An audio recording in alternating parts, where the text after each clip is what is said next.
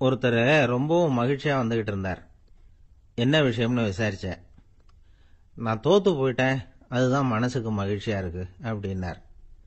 எனக்கு இது ரொம்ப ஆச்சரியமா போச்சு. இந்த உலகத்துல தோத்து போறவங்க யாரும் மகிழ்ச்சியா இருக்கிறது இல்ல. அப்படி இருக்கிறப்ப இவர் இப்படி சொல்றாரே, எங்க தோத்து போனீங்கன்னு கேட்டேன். அதுக்கப்புறம் தான் அவர் விவரமா சொன்னார். என்னோட 5 வயசு குழந்தையோட நான் விளையாடிக்கிட்டு இருந்தேன். அந்த விளையாட்டுல என் குழந்தை ஜெயிச்சுட்டுது, நான் தோத்து போயிட்டேன் அப்படின்னார் ரொம்ப உற்சாகமா. நான் யோசிச்சு பார்த்தேன். அதாவது நாம சின்ன குழந்தையா இருக்கிறப்போ எந்த விளையாட்டுல கலந்துகிட்டாலும் அதுல நாம தான் ஜெயிக்கணும்னு ஒரு வெறி நமக்குள்ள இருக்கும். நம்மளை எதிர்த்து விளையாடுறவர் நல்லவரா கெட்டவரா, பெரியவரா சின்னவரா அப்படிங்கறதெல்லாம் முக்கியம் கிடையாது. அவர் தோத்து போகணும், நாம ஜெயிக்கணும், அதுதான் முக்கியம். எதிரியை சந்தோஷப்படுத்த விளையாடுகிற கலை அப்ப நமக்கு தெரியறதில்ல. வாழ்க்கையில ஒரு பக்குவம் வந்ததுக்கு அப்புறம் வெற்றி பெறணுங்கிற மன அழுத்தம் போயிடுது. போட்டியில ஜெயிக்கணுங்கிறத விட குழந்தைய சந்தோஷப்படுத்தணுங்கிறது முக்கியமா போச்சு. ஜெயிக்கணுங்கிற வெறி ஓடி போட்டுது. ஒரு குழந்தையா இருந்தப்போ நம்ம வளர்ச்சிக்கு உதவிய வெறி பெரியவனானதுக்கு பிறகு நமக்கு எதிரியா மாறுது. அதை சரியான சமயத்துல நாம புரிஞ்சுக்கிட்டோம்னா போதும், நாம பொழைச்சிக்கலாம். ஒவ்வொரு மனுஷனுமே வாழ்க்கையோட அடுத்த கட்ட வளர்ச்சியில அடி எடுத்து வைக்கிற நேரத்துல தன்கிட்ட இருந்து ஏதோ ஒரு குணத்தை அல்லது தன் குணம் இருந்த ஏதோ ஒரு உறவை நாம இழக்கத்தான் வேண்டி இருக்குது. ஒரு கட்டம் வரைக்கும் உதவியா இருந்த குணம் அடுத்த கட்டத்துக்கு தடையா கூட மாறிடலாம். இந்த பரிமாண மாற்றத்துக்கு உள்ளாகிற ஒவ்வொருத்தரும் பிரத்யட்சமா இதை உணர்றாங்க. ஆனா பல பேர் எப்படின்னா பழச திறந்துட்டு புதிய கொள்கைகளை உருவாக்கிக்கிறதுக்கு இஷ்டம் இல்லாம இருந்துடுறாங்க, அல்லது அப்படி செய்ய முடியாம தவிக்கிறாங்க. இதையெல்லாம் மீறி அந்த பழச திறந்துட்டா அதை இழந்ததால உண்டாகிற மன அழுத்தம் சில காலத்துக்கு வருத்திக்கிட்டு தான் இருக்கும், வேற வழி இல்லை. ஆரோக்கியமான ஒரு முன்னேற்றத்துக்காக அந்த மன அழுத்தத்தை தாங்கிக்கத்தான் வேணும் அப்படிங்கிறாரு அந்த உலக புகழ்பெற்ற மேதை ஒருத்தர், இந்த ஸ்காட் பெக் அப்படிங்கிறவர். பிறந்த நாள் முதல் இதுதான் சரி அப்படின்னு கற்பிக்கப்பட்டு வந்த ஒவ்வொரு தத்துவத்தையும் தங்களுடைய வளர்ச்சிக்கு தகுந்த மாதிரி மாற்றி அர்த்தப்படுத்தி கொள்ள முடியாமல் வாழ்க்கை சூழல்ல அப்படியே அரைப்பட்டு தூளாகிறவர்கள் தான் ரொம்ப தவிக்கிறாங்களாம். இதுதான் அவருடைய கருத்து. பெரும்பாலும் மனிதர்களுடைய நடுத்தர வயசுல, அதாவது 30 தாண்டுகிற சமயத்துல தான் இந்த தவிப்பு உண்டாவுதான். இததான் மேற்கத்திய நாடுகள்ல அடிக்கடி மிட் லைஃப் கிரைசிஸ் அப்படின்னு சொல்றாங்க. அப்பப்போ பழசையெல்லாம் தொலைச்சு விட்டு புதுசா பிறக்கிறதுக்கு கத்துக்கணும். ஒவ்வொரு நிமிஷத்தையும் அந்த நிமிஷத்துக்கு ஏற்ற சித்தாந்தம் கொண்டவர்களாக சந்திப்போம் அப்படிங்கிறார் அந்த உளவியல் நிபுணர். இப்படி பழகிக்கிட்டா வாழ்க்கை இன்பமயம், இல்லைன்னா தவிப்பு மயம்தான். பழச தொலைக்க முடியாதவர்கள்ல எத்தனையோ பேர் உண்டு, எத்தனையோ ரகம் உண்டு. அதுல வேடிக்கையான நண்பர்களும் உண்டு. ஒருத்தர் நண்பர் வீட்டுக்கு போனார். அவரு ஏதோ இனிப்பு பலகாரம் கொடுத்து சாப்பிட சொல்லியிருக்கிறாங்க அவங்க வீட்டுல. இவர் சாப்பிட்டு பார்த்துட்டு சொன்னாராம், சார் 6 மாசத்துக்கு முன்னாடி ஒரு தடவை இங்க வந்தேன், அப்போ ஒரு இனிப்பு பலகாரம் கொடுத்தீங்க, அது இதை விட நல்லா இருந்தது சார் அப்படின்னாராம். அப்ப செஞ்ச அதே இனிப்பு பலகாரம் தான் சார் இதுவும் அப்படின்னாராம் அவர். ஒரு பல்கலைக்கழகம், அங்க ஒரு இலக்கிய பேராசிரியர், அவர் பாடம் நடத்திட்டு இருந்தார். ராபர்ட் பிரௌனிங் எழுதிய கவிதைகளை பத்தி சொல்லிட்டு இருக்கிறார். மாணவர்களும் ரொம்ப அக்கறையா அதை கேட்டுக்கிட்டு இருக்கிறாங்க. ஒரு குறிப்பிட்ட கவிதையை பத்தி சொல்லும் பொழுது அந்த பேராசிரியருக்கே ஒரு சந்தேகம். அதாவது அந்த கவிதையின் சரியான அர்த்தம் என்னங்கிறதுல சந்தேகம். பேராசிரியர் யோசனை பண்ணார். அந்த கவிதையை முழுசா புரிஞ்சுக்க முடியல. அதனால மாணவர்களை பார்த்து சொன்னார், மாணவர்களே, ஒரு நாள் பொறுத்துங்க, இந்த கவிதையை எழுதின கவிஞர் எங்க வீட்டுக்கு பக்கத்துல தான் இருக்கிறாரு.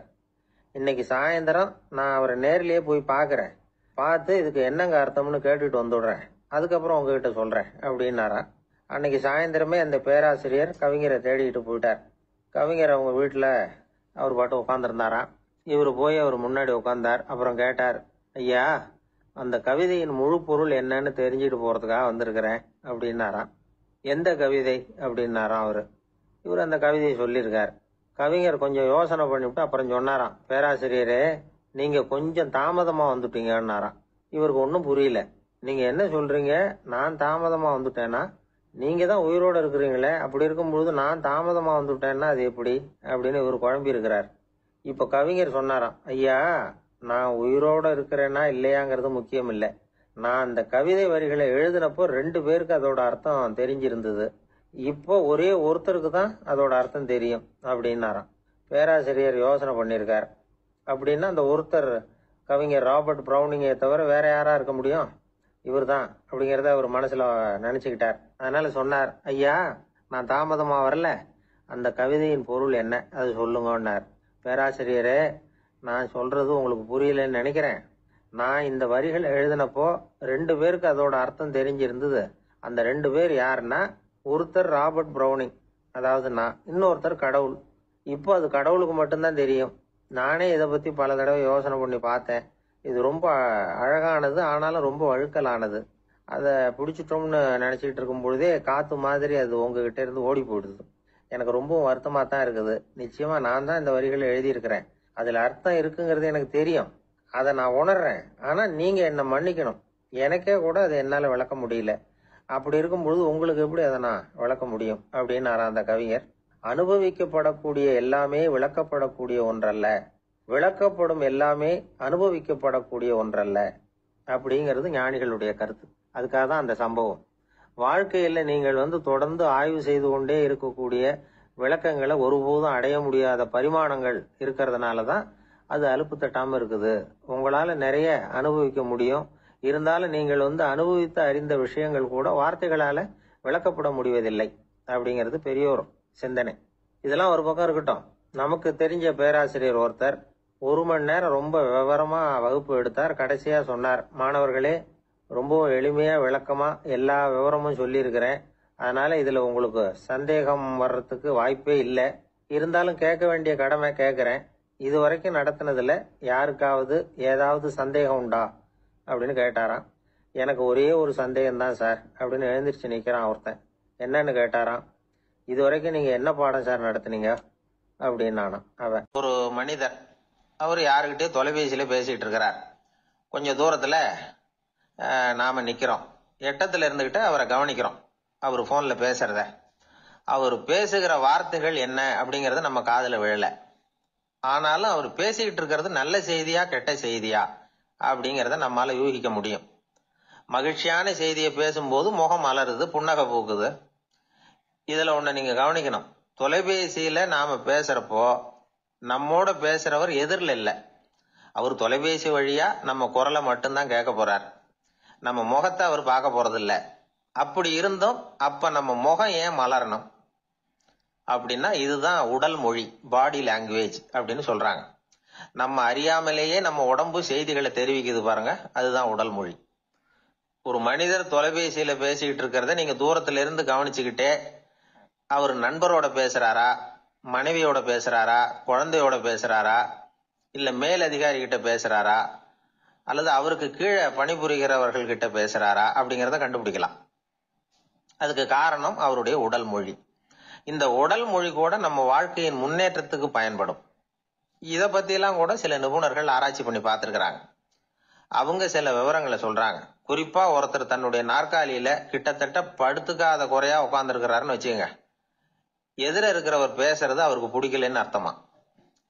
தலையை சொரிஞ்சுக்கிறது, வேற வேற திசைகள்ல பாக்குறது, கொட்டாவி விடுறது, கால்களை மாத்தி போட்டு உட்கார்றது, களைப்பா கை விரல்களை அப்படியே பின்னிக்கிறது, அடிக்கடி கடிகாரத்தை பாக்குறது, இப்படி எல்லாம் ஒருத்தர் பண்ணிட்டு இருக்கிறாருன்னா நாம கூடிய சீக்கிரம் அந்த இடத்த விட்டு எழுந்திரிச்சு வந்துடுறது நல்லது.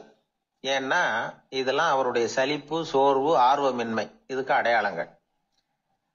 நம்முடைய பேச்சு அவரை சலிப்படைய வச்சுட்டதுன்னு அர்த்தம். அவர் ரொம்பவும் சோர்ந்து போயிட்டாருன்னு பொருள். நம்முடைய பேச்சில் அவருக்கு ஆர்வம் இல்லைன்னு அர்த்தம். அதே நேரத்துல நாற்காலியின் நுனியில அமர்ந்து உடலை முன்னுக்கு நகர்த்தி எதிர இருக்கிறவரின் கண்களை பார்த்துக்கிட்டே பேசினாலும் சரி, அல்லது பேச்சை கேட்டாலும் சரி, உங்க பேர்ல மற்றவங்களுக்கு உள்ள பிடிப்பு அதிகரிக்கும். நாம எப்படிப்பட்டவர்ங்கிறத நம்ம உடம்பும் நடை உடை பாவனையும் அடுத்தவங்களுக்கு காட்டி கொடுத்துரும். உங்க உடம்பு, உங்க பார்வை, நடை, உட்கார்ற விதம், இதை வச்சுக்கிட்டே நீங்க பொறுப்புள்ளவரா, முரடரா, அலட்சியமானவரா, மரியாதை தெரிஞ்சவரா, அடக்கமானவரா, நம்பிக்கைக்கு உரியவரா, நாணயம் இல்லாதவரா, பயந்தவரா, திறமசாலியா, அப்பாவியா அப்படிங்கறதெல்லாம் கண்டுபிடிச்சிடலாம். அதனால இந்த உடல் மொழியை புரிஞ்சுக்கிட்டு நம்மளை கொஞ்சம் சரிப்படுத்திக்கிட்டோம்னா வாழ்க்கையில சுலபமா பல காரியங்களை சாதிக்க முடியும். ஒரு மனநல மருத்துவமனை, அங்க ஒருத்தர் ஒரு நாற்காலியில உட்காந்துக்கிட்டு கார் ஓட்டுறது மாதிரி அப்படி பாவனை பண்ணிட்டு இருந்தார். ஸ்டியரிங்கை திருப்புறது மாதிரி, பின்னாடி வர்ற வண்டியை நிக்க சொல்றது மாதிரி, அப்புறம் இவர் ஒதுங்கிக்கிட்டு அவருக்கு வழி விடுறது மாதிரி, இப்படிலாம் சேட்டைகள் பண்ணிட்டு இருந்தார் மனநல மருத்துவமனையில. இத பார்த்துக்கிட்டு இருந்த ஒருத்தர் பக்கத்துல இருந்த இன்னொருத்தர்கிட்ட கேட்டார், இவர் ஏன் இப்படி பண்றாரு, இவருக்கு ஏன் அப்படி வந்தது நிலைமை அப்படின்னு சொல்லி அவர் விசாரிச்சார். அப்ப அவர் விவரம் சொன்னார். வேற ஒண்ணும் இல்லைங்க, இவருக்கு கார் ஓட்டணும்னு ஆசை ரொம்ப காலமா, அது நிறைவேறாம போயிட்டுது. அதுக்கப்புறம் அவர் மனநோயாளியா மாறிட்டார்.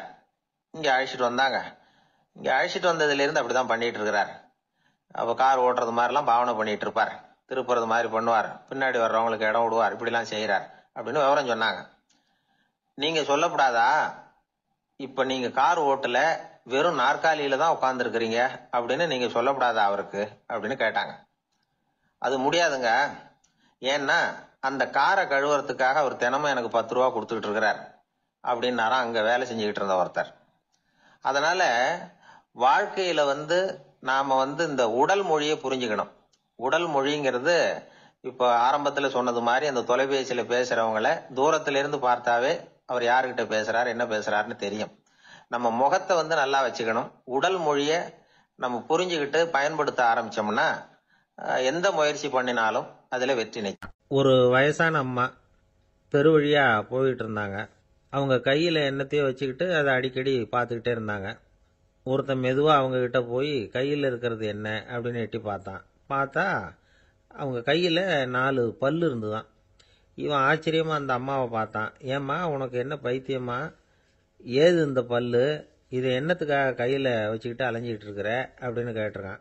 அதுக்கு அந்த அம்மா விவரம் சொல்ல ஆரம்பிச்சாங்களாம். இதை பாருப்பா, எனக்கு ஒரு மகன் இருந்தான், அவனை ரொம்ப செல்லமா வளர்த்தேன். அவனை தரையிலேயே நடக்க விடுறதில்ல, எப்பவும் தூக்கி வச்சுக்கிட்டு இருப்பேன். அவன் நல்லா பெரியவனாகி பள்ளிக்கூடம் போறப்ப கூட அவன் புஸ்தக மூட்டையை நான் தான் சுமந்துக்கிட்டு போவேன். பார்க்குறவங்க கூட கேலி பண்ணுவாங்க, ஏம்மா படிக்க போறது நீயா உன் பிள்ளையான்னு கேட்பாங்க. அவன் இன்னைக்கு எவ்வளவோ பெரிய மனுஷன் ஆயிட்டான், வெளிநாட்டில் பெரிய உத்தியோகத்தில் இருக்கான். சமீபத்தில் இங்கே வந்துட்டு போனான். ஒரு நாள் ஏதோ கோபத்தில் என்ன அரைஞ்சுட்டான். அப்போ இந்த 4 பல்லும் கீழே விழுந்துட்டுது. இன்னமும் கூட விழுந்திருக்கும், ஆனால் பல்லு தான் இல்லை. என் புள்ள அரைஞ்சதுனால விழுந்த பல்லு இல்லையா அது, அதனால இதை எப்பவும் என் கையிலேயே வச்சுக்கிட்டு ஆசையோட பார்த்துக்கிட்டு இருக்கிறேன். அவன் தான் வெளிநாட்டுக்கு போட்டான், அவனை பார்க்க முடியாத ஏக்கத்தை நான் இந்த பல்லை பார்த்து போக்கிக்கிறேன் அப்படின்னு நாங்களாம் அந்த அம்மா. இந்த கதை எதுக்காகன்னா, தாய் அன்பு அப்படிங்கிறது எப்படிப்பட்டதுங்கிறத புரிஞ்சுக்கிறதுக்காக. கல்யாணம் ஆனதுக்கு அப்புறம் தாயை மறந்து விடுறவங்க எத்தனை பேர் இந்த உலகத்தில், அவங்க காதில் வேணுங்கிறதுக்காக தான் இந்த தகவல். ஆனால் ஒரு விஷயம் மட்டும் நல்லா புரிஞ்சுக்கணும், தாயை மதிக்க தெரிஞ்சவங்க தான் இன்னைக்கு வாழ்க்கையில் எல்லா விதத்துலேயும் முன்னுக்கு வந்திருக்கிறாங்க. வேணும்னா விசாரித்து பார்த்துக்குங்க. இன்னொரு அம்மா இருந்தாங்க. அவங்க தினமும் ஒரு கோயிலுக்கு வருவாங்க. சாமியை பார்த்து, கடவுளே நான் இறந்து போனால் நரகத்துக்கு போகணும் அப்படின்னு வேண்டிக்குவாங்களாம். எல்லாரும் சொர்க்கத்துக்கு போகணும்னு தானே கடவுள்கிட்ட வேண்டிக்குவாங்க. இந்த அம்மா தினம் நான் நரகத்துக்கு போகணும் அப்படின்னு வேண்டிக்கிறாங்க. அங்கேருந்து அர்ச்சகருக்கு இது சந்தேகம். ஒரு நாள் அதை நேரடியாகவே அவங்ககிட்ட கேட்டுவிட்டார். அதுக்கு அந்த அம்மா பதில் சொன்னாங்களாம், ஐயா, எனக்கு கல்யாணம் ஆகி ரொம்ப நாள் வரைக்கும் குழந்தை பாக்கியம் இல்லாமல் இருந்தது. கோயில் குளம் எல்லாம் சுற்றி வந்தேன். ரொம்ப நாள் கழித்து ஒரு குழந்தை பிறந்தது, ஆண் குழந்தை. அவனை நான் ரொம்ப செல்லம் கொடுத்து வளர்த்தேன். அதோட விளைவு என்ன ஆச்சுன்னா, அவன் ரொம்ப மோசமாக ஆயிட்டான். கெட்ட பழக்க வழக்கம்லாம் கற்றுக்கிட்டான். அவன் இறந்து போனால் நிச்சயம் அவனுக்கு நரகம்தான் கிடைக்கும். அந்த அளவுக்கு கெட்டவன் அவன். அப்படிப்பட்ட காரியங்கள்லாம் பண்ணிகிட்டு இருக்கான், எனக்கு தெரியும். இவனுக்காக நரகத்தில் கூட யாரும் தயவு காட்ட மாட்டாங்க, தாட்சண்யம் காட்ட மாட்டாங்க. அதனால் இவனுக்கு முந்தி நான் இறந்து நரகத்துக்கு போயிட்டா அங்கே இவனை கவனிச்சிக்கலாமே, இவனுக்கு பணிவிடை செய்யலாமேன்னு பார்க்குறேன் அப்படின்னு நாங்களாம். அதனால தான் நான் நரகத்துக்கு போகணும்னு தினம் ஆண்டவனை வேண்டிகிட்டு இருக்கிறேன் அப்படின்னு கண்கலங்கி அந்த அம்மா சொன்னாங்களாம். அதுதான் தாய் உள்ளம்ங்கிறது.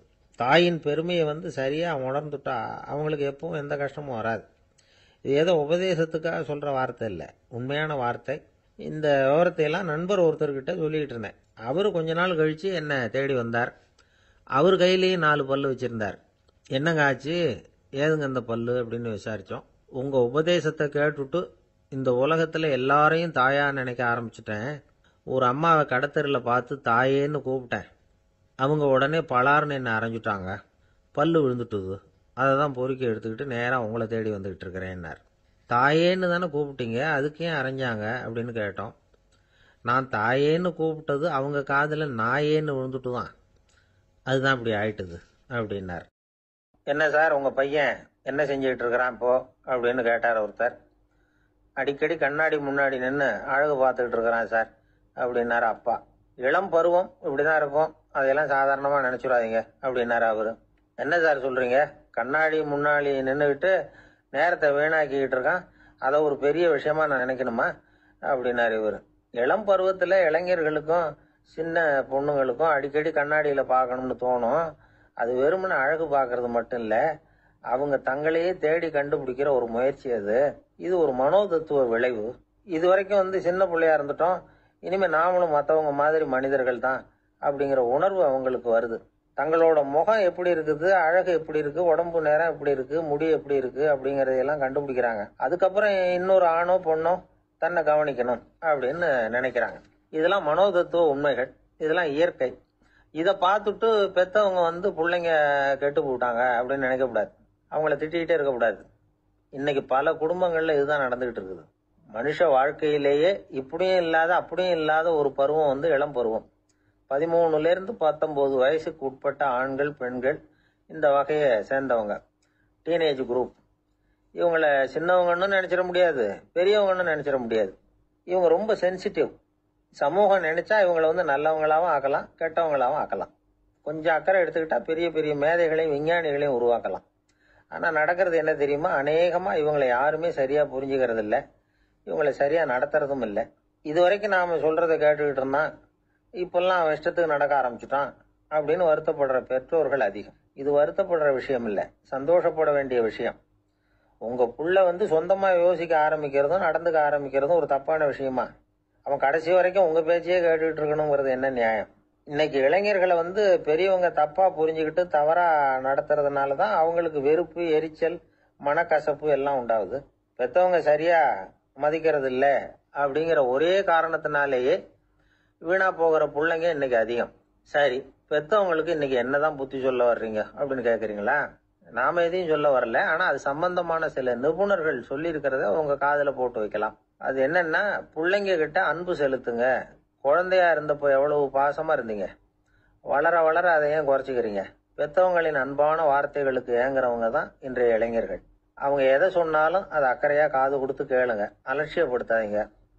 அவங்க விரும்புறது உங்ககிட்ட இருந்து ஒரு மதிப்பு, மரியாதை, அங்கீகாரம், இவ்வளவுதான். அவங்க அவங்களாவே முடிவுகள் எடுக்கட்டும், அதுக்கு நீங்க உதவியா இருங்க, அது போதும். மற்றவங்க முன்னாடி, முக்கியமா அவங்க நண்பர்கள் முன்னாடி அவங்கள பத்தி மட்டமா பேசாதீங்க. அவங்க கிட்ட பொய் சொல்லக்கூடாது. நீங்க சொன்னது பொய்ன்னு தெரிஞ்சு போச்சுன்னா உங்க பேர்ல அவங்களுக்கு இருக்கிற மதிப்பு போயிடும், நம்பிக்கை போயிடும். அவங்களுக்கு முன்னாடி நீங்க சண்டை போடக்கூடாது. உங்க பிள்ளைய எப்பவும் இன்னொரு பிள்ளையோட ஒப்பிட்டு பேசுற வேலையே வேணாம். கூட பிறந்த மற்றவங்களோட கூட ஒப்பிடக்கூடாது. இப்படி செஞ்சா அவன் உங்ககிட்டயும் பிரியமா இருக்க மாட்டான், அவங்க கிட்டயும் பிரியமா இருக்க மாட்டான். புள்ள எங்க போறான், என்ன பண்றான் அப்படின்னு எல்லாம் துப்பறிஞ்சுக்கிட்டு இருக்கக்கூடாது. இளைஞர்கள் தனிமையை விரும்புறவங்க. அவங்கள பொட்டியில வச்சு மூடி பாதுகாக்கணும்னு நினைக்கக்கூடாது. அவங்கள எப்படி பாதுகாக்கிறது அப்படிங்கறது அவங்களுக்கே தெரியும். உங்க புள்ள எப்படி நடந்துக்கணும்னு நீங்க எதிர்பார்க்கறீங்களோ அது மாதிரி நீங்க நடந்து காட்டுங்க, அது போதும். ஒரு வீட்டுல அப்பாவும் அம்மாவும் பேசிக்கிட்டு இருக்கிறாங்க. என்னங்க, நம்ம பொண்ணு பெரியவளாயிட்டா, அடிக்கடி கண்ணாடி முன்னாடி போய் நின்றுகிட்டு இருக்கிறா, சீக்கிரமா ஒரு பையனை பார்த்து கல்யாணத்தை முடிக்காம இப்படி மசன்னு கல்லு மாதிரி உட்காந்துருக்கிறீங்களே அப்படின்னு சத்தம் போட்டாங்க அந்த அம்மா. அவசரப்படாத, பாக்குறதுக்கு கண்ணுக்கு அழகா லட்சணமா புத்திசாலியா ஒரு பையன் கிடைக்க வேணாமா, அதுதான் பார்த்துக்கிட்டு இருக்கிறேன் அப்படின்னாரு அப்பா. இதுக்கு அந்த அம்மா சொல்றாங்க, எங்க அப்பா இப்படி எல்லாம் நினைச்சுக்கிட்டு இருந்திருந்தா எனக்கு கல்யாணமே ஆயிருக்காது தெரியுமா அப்படின்னாங்களாம். ஊருக்கு வெளியில அமைதியான ஒரு இடம், அங்க ஒரு ஆசிரமம், அங்க ஒரு சாமியார். அவர் தினமும் நல்ல போதனைகள்லாம் செய்வார். பல பேர் போய் அங்கேயே சில நாள் தங்கி இருந்து அவர் சொல்ற அறிவுரைகளை எல்லாம் கேட்டுக்கிட்டு வர்றது வழக்கம். ஒரு தடவை அவரை பார்த்துட்டு போறதுக்காக 3 வெளியூர் தம்பதிகள் வந்தாங்களாம்.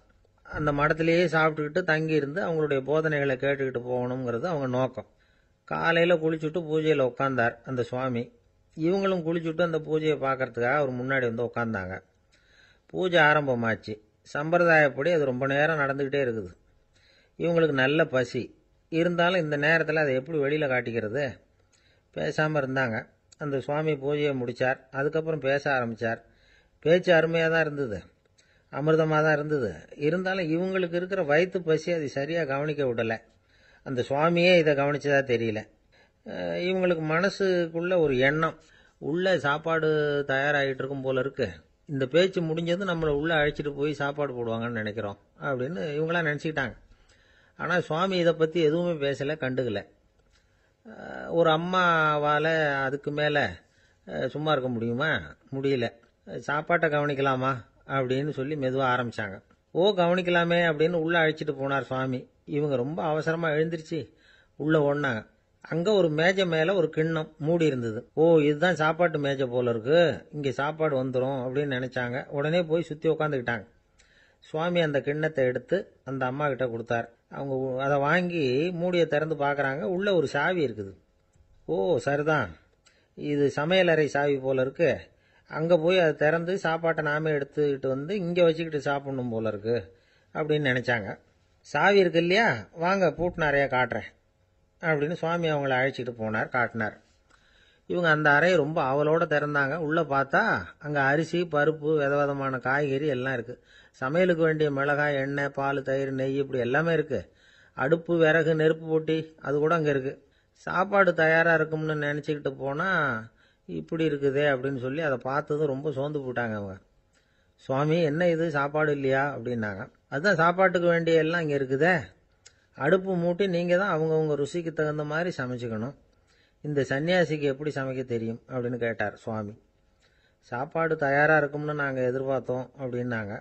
நீங்கள் இப்படி சொல்லுவீங்கன்னு நானும் எதிர்பார்த்தேன். இது வரைக்கும் நான் எவ்வளவோ தத்துவம்லாம் எடுத்து சொன்னேன். எல்லாத்தையும் விட இதுதான் அனுபவபூர்வமான தத்துவம். ஆண்டவன் நமக்கு நல்ல மனசை கொடுத்துருக்கிறான், நல்ல வாய்ப்புகளையும் தந்திருக்கிறான், அதையெல்லாம் பயன்படுத்திக்கக்கூடிய மூளையையும் சிந்தனையையும் கொடுத்துருக்குறான். அதனால் அடுப்பை தான் நீங்கள் மூட்டணும், அடுப்பை நீங்கள் தான் மூட்டணும், உங்களுக்கு உகந்ததை நீங்கள் தான் சமைச்சு ருசித்து அனுபவிக்கணும். ஆண்டவனே அதை செஞ்சுக்கிட்டு இருக்க மாட்டான் அப்படின்னாராம் அந்த சுவாமி. நம்முடைய வாழ்க்கையில் பல நல்ல பலன்களை பெறறதுக்கு நாம் தான் முயற்சி பண்ணணும். அதுக்குரிய சூழ்நிலையை தான் ஆண்டவன் கொடுப்பானே தவிர அதை விளக்கறதுக்காக தான் அந்த சுவாமி அப்படி செஞ்சு காட்டியிருக்கிறார். இது ஒரு பெரியவர் இப்படி ஒரு விளக்கம் கொடுத்தார். அதுக்கப்புறம் அந்த 3 தம்பதிகளும் தெளிவடைஞ்சுட்டாங்களாம். நாம் தெளிவடைகிறது எப்போங்கிறது தான் தெரியல அப்படின்னு பல பேர் இதை கேட்டுட்டு சொல்லிட்டு இருக்கிறாங்க. இந்த கதையை நம்முடைய நண்பர் ஒருத்தர்கிட்ட சொன்னேன். அந்த நண்பர் ரொம்ப சந்தோஷப்பட்டார். நீங்கள் சொல்கிறது கரெக்டு சார், ஆனால் நான் அதை விட ஒரு படி மேலே சார். எனக்கெல்லாம் அரிசி, பருப்பு இருக்கிற ரூம் எதுன்னு கையை காட்டிட்டா போதும், உடனே கிண்ணத்துலேருந்து சாவியை எடுத்து கொடுக்கணுங்கிற அவசியம்லாம் இல்லை எனக்கு. அப்புறம் எப்படி ரூமை திறந்துருவீங்க அப்படின்னு கேட்டேன்.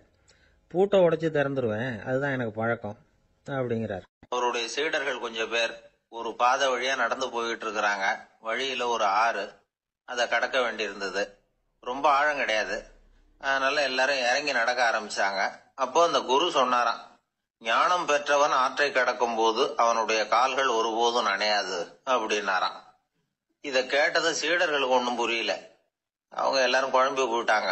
ஞானம் பெற்றவர்கள் காலு தண்ணீர்ல நனையாதுன்னு சொல்றாரே நம்ம குரு, ஆனா இவரு கால் இப்ப தண்ணீர்ல நனையுதே அப்படின்னா இவருக்கு இன்னும் ஞானம் கிடைக்கலன்னு அர்த்தமா? இப்படிலாம் யோசிக்க ஆரம்பிச்சுட்டாங்க.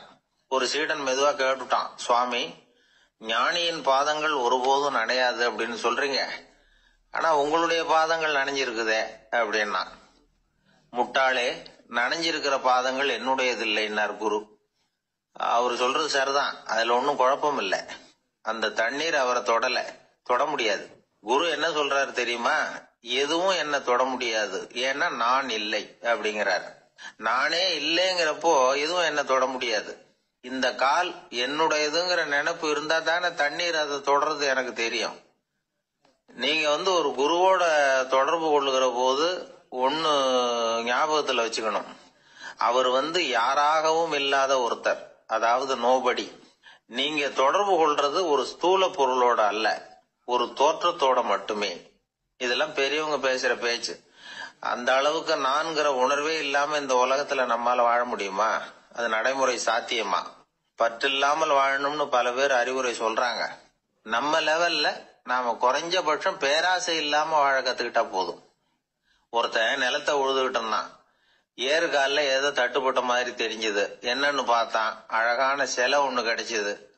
நல்ல விலைக்கு இதை விற்க முடியும். அதை அப்படியே மறைச்சு வச்சிருந்து பொழுது சாஞ்ச உடனே யாருக்கும் தெரியாம வீட்டுக்கு கொண்டுட்டு வந்துட்டான். வீட்டுல இருந்த மனைவி மக்கள்லாம் ஆளாளுக்கு ஒரு கற்பனை செய்ய ஆரம்பிச்சுட்டாங்க. இந்த சிலையை வித்து கிடைக்கிற பணத்துல பெருசா வீடு ஒண்ணு கட்டணும் அப்படிங்கிற நினைப்பு மனைவிக்கு, கழுத்து நிறைய நகை பண்ணி போட்டுக்கணுங்கிற கற்பனை மகளுக்கு, ஒரு நல்ல கார் வாங்கி அதுல உட்காந்து ஊர் சுத்தணுங்கிற ஆசை மகனுக்கு. இப்படி வீட்டுல இருந்த ஒவ்வொருத்தரும் ஒவ்வொரு விதமான கற்பனை சந்தோஷத்துல மிதந்துகிட்டு இருக்கிறாங்க. ஆனா அந்த புதையலை எடுத்துக்கிட்டு வந்தானே, அவன் மட்டும் ரொம்ப சோகமா ஒரு மூலையில உட்காந்துருக்கிறான். என்னாச்சு உங்களுக்கு, ஏன் இப்படி என்னத்தையோ பறி கொடுத்த மாதிரி உட்காந்துருக்குறீங்க அப்படின்னு கேட்டாங்க வீட்டுக்காரம்மா. இதுக்கு அவன் மெதுவா தலையை தூக்கி பதில் சொல்றான்.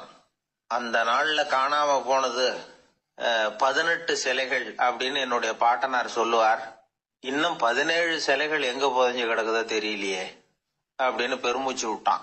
ஐயா, என்னுடைய நூல் வெளியீட்டு விழாவுக்கு அவசியம் நீங்க வரணும் அப்படின்னு கூப்பிட்டார் ஒருத்தர். எப்போ வரணும்னு கேட்டேன். அடுத்த வாரம்னார். சரி, புத்தகம் தயாராகிட்டுதா அப்படின்னு. நாளைக்கு தான் அச்சிக்க கொடுக்க போறேன்னார். என்னங்க இது, புத்தகம் அச்சிடுறதுக்கு முன்னாடியே அழைப்பிதழை வந்து அச்சடிச்சு விட்டீங்களே அப்படின்னு கேட்டேன். அதனால என்னங்க, அந்த காலம் மாதிரியா போடலாம். அச்சுக்கலை வந்து எவ்வளவோ முன்னேறியாச்சுங்க. Linotype, monotype, phototype, laser, இப்படி என்னென்னமோ வந்தாச்சு. இன்னைக்கு கொடுத்தா நாளைக்கே புத்தகம் தயார் அப்படின்னார். இப்படி இந்த அளவுக்கு முன்னேறி இருக்கிற இந்த அச்சுக்கலை ஆரம்பத்தில் எப்படி இருந்தது தெரியுமா? அந்த காலத்தில் காகிதம்னா என்னன்னே தெரியாது. அப்படி ஒன்று கண்டுபிடிக்கப்படவே இல்லை. அப்போல்லாம் எதையாவது ஒன்று எழுதணும்னா அதுக்கு ஆட்டு தோலை தான் பயன்படுத்தி இருக்கிறாங்க. கண்ணுக்குட்டி தோல் கூட அதுக்கு உபயோகப்பட்டு தான். ஐரோப்பாவில் இருந்த பாதிரியார்கள் தோலில் எழுதப்பட்ட புத்தகத்தை தயாரிக்கிறதுல ரொம்ப கெட்டிக்காரங்களாம். எகிப்து, அப்புறம் மத்திய தரைக்கடல் ஓரத்தில் உள்ள நாடுகள், இங்கெல்லாம் தோல் தான் எழுதுபொருளாக பயன்பட்டு வந்திருக்குது. ஆனால் நம்ம நாட்டில் ஓலைச்சுவடிகளை எழுத்துக்கு பயன்படுத்தி இருக்கிறாங்க. எழுதுறதுக்கு தோலை பயன்படுத்தினவங்க பிறகு பேப்பரைஸ் அப்படிங்கிற கோரை புல்லை வந்து அதுக்கு பயன்படுத்தினாங்களாம். இதெல்லாம் அப்படி கொஞ்சம் கொஞ்சமாக கண்டுபிடிச்சிட்டு வந்திருக்கிறாங்க. அந்த புல்லை வந்து கச்சிதமாக நறுக்க வேண்டியது, நல்லா பதப்படுத்த வேண்டியது, அதுக்கப்புறம் அதில் எழுத வேண்டியது, அவ்வளவுதான். பேப்பருங்கிற சொல்லே இந்த பேப்பைரஸ் அப்படிங்கிறதுலேருந்து வந்தது தான். அதுக்கப்புறம் தான் காகிதம் வந்தது. இதை முதல்ல சீன நாட்டில் தான் கண்டுபிடிச்சாங்க. அது வந்த பிறகு அச்சு எந்திரம் கண்டுபிடிக்க வேண்டிய அவசியம் ஏற்பட்டது.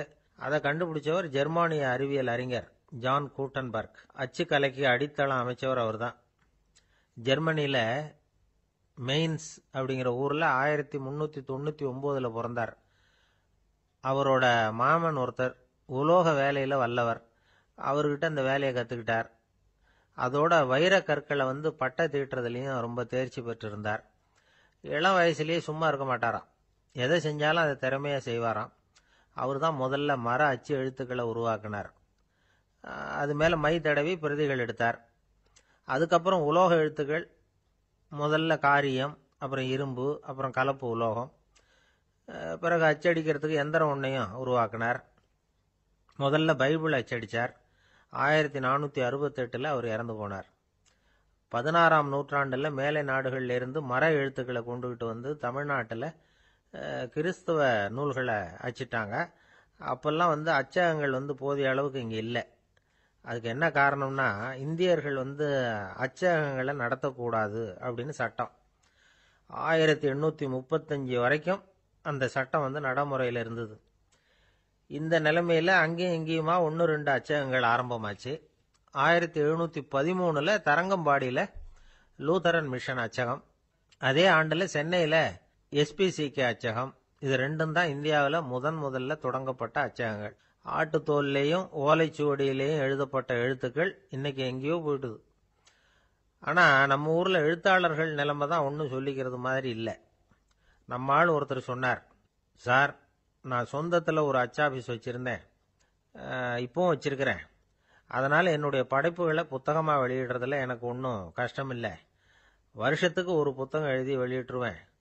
15 வருஷமாக இலக்கிய உலகத்துக்கு இப்படி சேவை செஞ்சுக்கிட்டு வர்றேன்.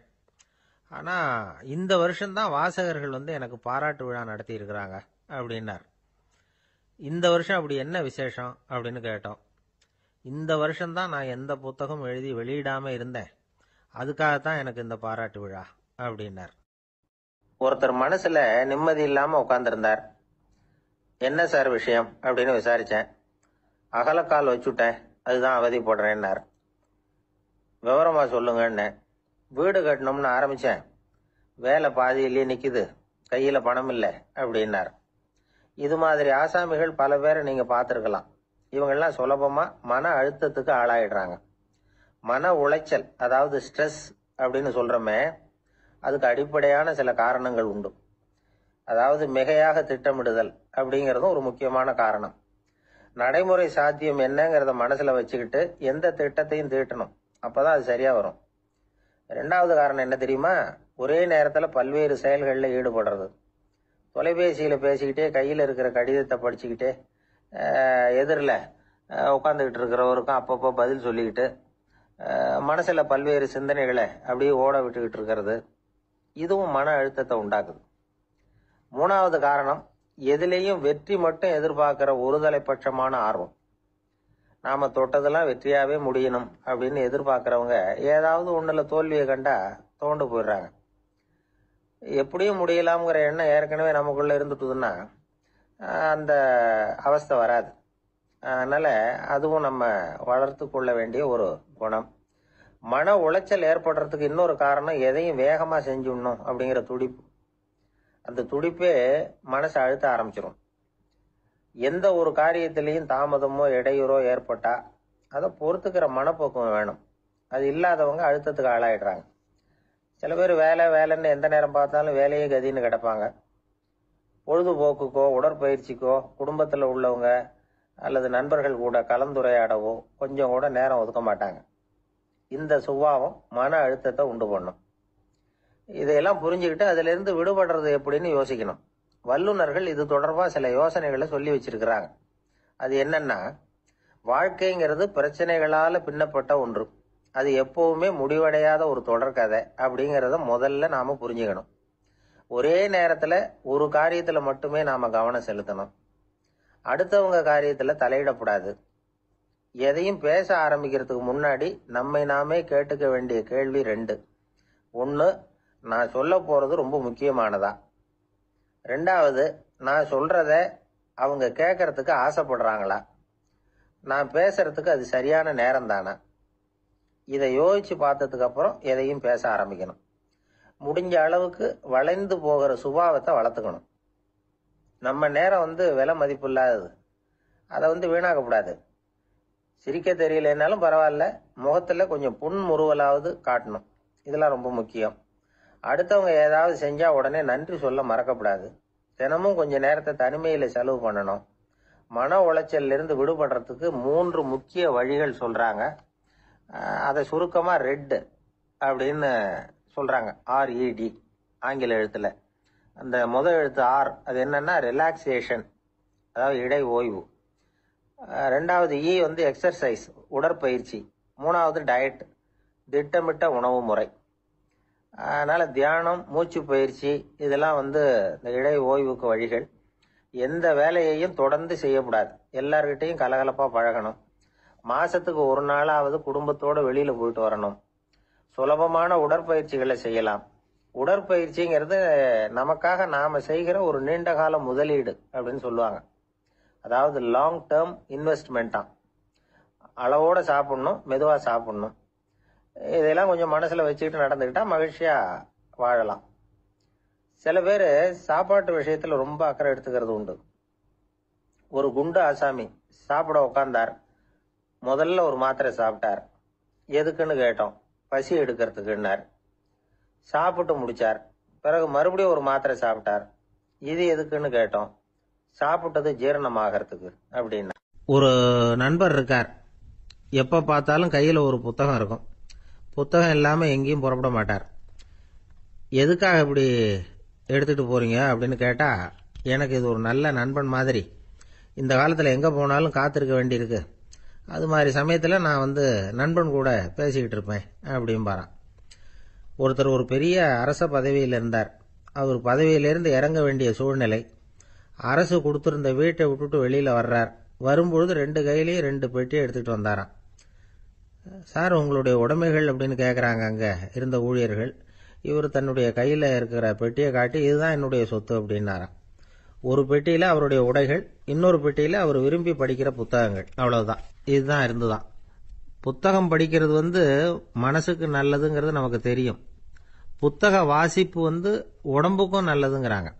அது நமக்கு ஆச்சரியமா தான் இருக்குது. ஒரு நபர் ஒரு வருஷத்துல சராசரியா 2000 பக்கங்களை படிச்சிருக்கணுமா, யுனெஸ்கோ பரிந்துரை.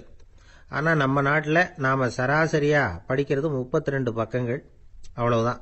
இவ்வளவுக்கு நம்ம நாட்டில் 6000க்கும் மேற்பட்ட நாளேடுகள், 2000க்கும் மேற்பட்ட இதழ்கள், மலர்கள், இவ்வளவு இருந்தும் சரியா வரல. இந்த உலகத்துல முதல் நூலகம் எங்க எப்ப ஆரம்பமாச்சு தெரியுமா? கிமு 2500 ஆண்டுல அது ஆரம்பமாயிருக்குது. பாபிலோனியாவில் அமில் அணு அப்படிங்கிற அரசன் தான் நூலகத்தை உருவாக்கி இருக்கிறான். அப்பெல்லாம் தாள் கிடையாது, களிமண் தான். களிமண் பலகைகளில் எழுதி அது தொகுத்து அப்படியே நூலாக்கி அதை நூலகத்தில் வச்சிருப்பாங்களாம். அரசருடைய நூலகத்தில் 1000க்கும் மேற்பட்ட நூல்கள் இருந்ததாக வரலாற்று குறிப்பு இருக்குது. அது மட்டும் இல்லை, அந்த நூலகத்தில் பொருள் வாரியா, அதாவது சப்ஜெக்ட் வாரியா புத்தகங்களை வகைப்படுத்தி வச்சிருந்தாங்களாம். அதுல மிச்சம் இருந்த ஒரு 25 களிமண் பலகை புத்தகங்கள் இன்னைக்கும் பிரிட்டிஷ் அருங்காட்சியகத்தில் இருக்குதான். அச்சு தாள் இதெல்லாம் ஏற்பட்டதுக்கு அப்புறம் அமைக்கப்பட்டது தான் பிரான்சில் இருக்கக்கூடிய பாரிஸ் நூலகம். 1480 பிரெஞ்சு மன்னர் 11ஆம் லூயி இந்த நூலகத்தை அமைச்சாராம். ஆனா அப்பெல்லாம் அரசர்கள் மட்டும்தான் நூலகத்தை பயன்படுத்த முடியுமா. அதுக்கப்புறம் 17ஆம் நூற்றாண்டுல இந்த முறை மாறி பொதுமக்கள் அங்க போகலாம், படிக்கலாம் அப்படிங்கிற நிலைமை வந்துதான். போட்லியன் நூலகம் அப்படின்னு அதுக்கு பேரு, பாரிஸ் நகரத்தில் இருக்கு. அங்கதான் நூல்களின் பட்டியல் தயாரிப்பு பணி ஆரம்பமாச்சு. கல்வி வளர்ச்சியையும் நூலகத்தையும் இணைச்சவர் நெப்போலியன் போனபார்ட். முன்பணம் செலுத்தி புத்தகத்தை படிக்கிற முறையையும் அவர் தான் கொண்டுட்டு வந்தாராம். மக்கள்கிட்ட வசூலிக்கிற வரியின் ஒரு பகுதியை நூலகத்துக்கு பயன்படுத்தினவரும் அவர் தானா. நெப்போலியன் நூலகத்தில் உலகத்தில் உள்ள எல்லா மொழி நூல்களும் இருக்குதான். அங்க ஒரு தமிழ் நூலும் இருந்திருக்குது. அது என்னன்னா கம்பராமாயணம். சோவியத் யூனியனுக்கு படையெடுத்து போனப்போ அங்கிருந்து லட்சக்கணக்கான புத்தகங்களை இந்த பனிச்சறுக்கு வாகனங்கள் இருக்குல்ல, அதுல கொண்டுகிட்டு வந்ததாக வரலாறு. அடுத்தபடியா குறிப்பிட்டு சொல்லத்தக்க நூலகம் எதுன்னா பிரிட்டிஷ் நூலகம். மிக பழைய கையெழுத்து பிரதியெல்லாம் கூட அங்க இருக்குது. 1753 ஆரம்பமாச்சு. அதுல உள்ள நூல்களை வரிசையா அடுக்கினா 180 கிலோமீட்டர் நீளத்துக்கு வருமா. மிகப்பெரிய நூலகம் அமெரிக்க தலைநகர் வாஷிங்டன்ல இருக்குதான். இந்தியாவை பொறுத்த வரைக்கும் பெரிய பழைய நூலகம் எதுன்னா கல்கத்தா நூலகம். எல்லா இந்திய மொழி நூல்களும் இங்க உண்டு. மகாகவி பாரதியார் நடத்தின இந்தியாங்கிற இதழின் எல்லா பிரதிகளும் அங்க பாதுகாப்பா இருக்குது. படிக்கும் பழக்கம் இங்க வளர வேண்டி இருக்குது. ஒருத்தர்கிட்ட ஒரு புத்தகத்தை கொடுத்து விமர்சனம் எழுத சொல்லியிருந்தாங்க. கொஞ்ச நாள் கழிச்சு அவரை போய் பார்த்து, என்னங்க புத்தகத்தை படிச்சு பார்த்தீங்களா அப்படின்னு கேட்டாங்களாம். இதுக்கு அவர் சொல்லியிருக்கிறார், இன்னும் நான் படிச்சு பார்க்கலிங்க, இப்பதானே விமர்சனமே எழுதி முடிச்சிருக்கிறேன், இனிமே தான் படிக்கணும் அப்படின்னாராம்.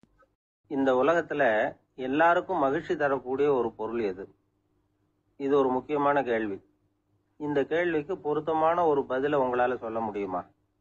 அதாவது கொஞ்சம் யோசிச்சு பார்த்தா பணம்னு சொல்லலாமா? இப்போ கையில காசு இல்லாதவங்ககிட்ட ஒரு 10 ரூபாய் கொடுத்தா அது அவனுக்கு சந்தோஷத்தை கொடுக்கும். ஏற்கனவே வருமான வரி பிரச்சனையில சிக்கி இருக்கிறவர்கிட்ட இன்னும் கொஞ்சம் பணம் இந்தாங்கன்னு சொல்லி கொடுத்தோம்னா அது அவருக்கு சங்கடத்தை தான் கொடுக்கும். அதனால அந்த கேள்விக்கு பணம்ங்கிறது பொருத்தமான பதிலா இருக்க முடியாது. கேள்வி என்னன்னா, இந்த உலகத்துல எல்லாருக்கும் மகிழ்ச்சி தரக்கூடிய ஒரு பொருள் எது? சரி, இனிப்புன்னு சொல்லலாமா? ஏன்னா எல்லாருக்கும் இனிக்க தானே செய்யும். அதுலயும் ஒரு சிக்கல் இருக்கு. சக்கரை வியாதிகாரங்களுக்கு அது என்ன சந்தோஷத்தையா கொடுக்கும்? ஆக எல்லாருக்கும் வேறுபாடு எதுவும் இல்லாம மகிழ்ச்சியை கொடுக்கக்கூடியது வேற ஏதோ ஒண்ணு இருக்கு. அது என்னன்னு கண்டுபிடிக்கணும். அதுதான் இன்னைக்கு தகவல். அதை கண்டுபிடிக்கணும்னா இந்த கதையை கேட்கணும். அது என்ன கதைன்னா, ஒரு ஊர்ல ஒரு ராஜா இருந்தார். அவருக்கும் இதே சந்தேகம் வந்துட்டுது. அதாவது எல்லாருக்கும் இன்பம் தரக்கூடிய பொருள் எது அப்படின்னு. இதுக்கு பதில் தெரிஞ்சுக்கிறதுக்கு ஆசைப்பட்டார். சரி, அதுக்கு என்ன செய்யலாம்னு யோசனை பண்ணாரு. நாட்டு மக்களுக்கு பகிரங்கமா ஒரு அறிவிப்பு கொடுத்தார். நம்ம நாட்டு மக்கள் இன்பம் தரக்கூடிய பொருள் எதுன்னு நினைக்கிறாங்களோ அதை கொண்டுகிட்டு அரண்மனையில உள்ள கண்காட்சி மண்டபத்துல வைக்கலாம். அப்படி அவங்க வைக்கிற பொருள்கள்ல எது எல்லாருக்கும் இன்பம் தரக்கூடியதா இருக்குமோ அதை வச்சவருக்கு 1000 பொற்காசுகள் பரிசு அப்படின்னு அறிவிப்பு கொடுத்துட்டார். ஜனங்கள் இந்த அறிவிப்பை கேட்டாங்க. அதுக்கப்புறம் சும்மா இருப்பாங்களா? 1000 பொற்காசுன்னா சும்மாவா? அவங்க கையில என்னென்ன கிடைச்சதோ அதையெல்லாம் கொண்டாந்து அரண்மனை காட்சி மண்டபத்துல வச்சுட்டாங்க. அதுக்கப்புறமா ராஜா அங்க வந்தார். ஒவ்வொன்னா பார்த்துக்கிட்டே வந்தார். முதல்ல ஒரு குயில் இருந்தது, இனிமையா பாடக்கூடிய குயில். இந்த குயிலோட இன்னிசை எல்லாருக்கும் இன்பம் தரக்கூடியது தான். இருந்தாலும் காது கேட்காதவங்களுக்கு இந்த இசை எப்படி இன்பம் தர முடியும்? அதனால இது சரியில்லைன்னு விட்டார். அடுத்தபடியா போனாரு. அங்க என்ன வச்சிருக்கிறாங்கன்னு பார்த்தா ஒரு அழகான மயில் அங்க தோகை விரிச்சு ஆடிக்கிட்டு இருக்குது. இந்த மயிலோட ஆட்டம் மனசுக்கு இன்பம் தரக்கூடியது தான். இருந்தாலும் பார்வை இல்லாதவங்க இந்த ஆட்டத்தை பார்த்து ரசிக்க முடியுமா? முடியாது. அதனால இதுவும் சரியில்லை அப்படின்னு சொல்லிவிட்டார். அதுக்கு அடுத்தபடியா போனார். பல வகையான இனிப்பு பண்டங்களை வச்சிருந்தாங்க. பார்த்தார், வயசானவங்களுக்கும் நோயாளிகளுக்கும் இது இன்பம் தராது, துன்பம் தான் கொடுக்கும் அப்படின்னார். இப்படி ஒவ்வொன்றா பார்த்துக்கிட்டே போறார். அழகான மலர்கள், கனிகள், ஓவியங்கள் எதுவுமே பொருத்தமா தெரியல. சகல பேருக்கும் இன்பம் தரக்கூடிய வகையில எதுவும் இல்லை. கடைசியா வந்தாரு. அங்க ஒரு களிமண் பொம்மை இருந்தது. அது என்ன பொம்மை தெரியுமா? பசியால வாடி இருக்கிற ஒருத்தருக்கு ஒரு அம்மா இனிமையா பேசிக்கிட்டு சோறு போடுறது மாதிரி அந்த பொம்மையை செஞ்சிருந்தாங்க. அதுக்கு கீழே அன்பு அப்படின்னு எழுதியிருந்துதான். ராஜா பளிச்சுன்னு ஒரு முடிவுக்கு வந்தார். அந்த பொம்மையை செஞ்ச சிற்பியை வரவழைச்சார், பரிசு கொடுத்தார். அன்பு ஒண்ணுதான் எல்லாருக்கும் இன்பம் அளிக்கக்கூடிய பொருள். காது கேட்காதவங்களும் அதை கேட்க முடியும், பார்வை இல்லாதவங்களும் அதை பார்க்க முடியும், குழந்தைகளும் அதை உணர முடியும் அப்படின்னு அதுக்கு விளக்கம் கொடுத்தார் அந்த மன்னர். இந்த உலகத்துல எல்லாருக்கும் மகிழ்ச்சி தரக்கூடிய ஒரு பொருள் அன்பு தான். அதை புரிஞ்சுக்கிட்டு தான் சில கணவன்மார்கள் மனைவி பேர்ல ரொம்ப அன்பை காட்டிக்கிறது வழக்கம். ஒரு வீட்டு வாசப்படி பக்கமா மழைக்கு ஒதுங்கினார் ஒருத்தர். மழை தூரிக்கிட்டு இருந்தது, இருட்டு நேரம். அந்த வீட்டுல இருந்தவர், இன்னைக்கு ராத்திரி வேணும்னா இங்கேயே தங்கிட்டு காலையில போங்க அப்படின்னார். உடனே இவரு சொன்னார், ரொம்ப நன்றிங்க, ஒரு 10 நிமிஷத்துல இதோ வந்துடுறேன் அப்படின்னு சொல்லிவிட்டு எங்கேயோ ஓடினார். 10 நிமிஷம் கழிச்சு திரும்பி வந்தார். ஆமா, எங்க போயிட்டு வந்தீங்கன்னு கேட்டார் வீட்டுல இருந்தவர். நேரா எங்க வீட்டுக்கு போய் மனைவி கிட்ட இன்னைக்கு ராத்திரி இங்கேயே தங்கிக்கிறேன்னு சொல்லிவிட்டு வந்துட்டேன் அப்படின்னார் அவர். அன்புல இது ஒரு ரகம். இயேசுநாதர்கிட்ட ஒருத்தர் கேட்டாராம், இயேசுவே என்னை எவ்வளவு நேசிக்கிறீர்கள் அப்படின்னு. அவர் தன்னுடைய 2 கைகளையும் அகல விரித்து இவ்வளவு என்று சொல்லி சிலுவையில் உயிர் நீத்தார் அப்படின்னு சொல்லுவாங்க.